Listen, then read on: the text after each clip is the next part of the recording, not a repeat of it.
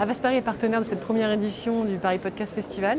On en est extrêmement fiers, parce on en est persuadé que les marques ont des choses à faire dans le podcast. D'abord, il y a un truc très simple, c'est que les marques et les entreprises peuvent financer le développement de cette nouvelle pratique culturelle en faisant du sponsoring de podcasts.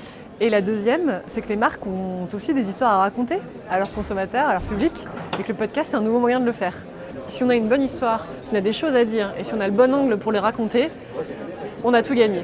Et puis, pour faire un podcast de marque, il faut aussi accepter de lâcher prise sur les éléments de langage. Parce que la beauté du podcast, c'est qu'il n'y a pas de vernis, il n'y a pas d'intermédiation, on est direct de la voix à l'oreille. Donc si ça sonne faux, si on est dans le contrôle, ça va s'entendre tout de suite.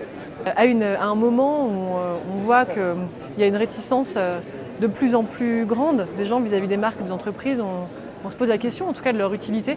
On a des études chez Avast qui nous disent que 75% des marques pourraient disparaître sans que personne n'en ait rien à faire.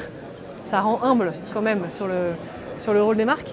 Et le podcast, ça va permettre, à notre sens, de renouer avec le public, de raconter les choses un peu différemment, de sortir des éléments de langage publicitaire, de sortir du 30 secondes à la télé. On a très peu de temps pour raconter les choses, pour reprendre le temps de raconter des histoires.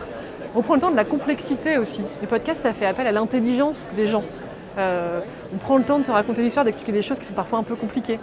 Donc, pour les marques, nous, c'est quand même des choses à faire.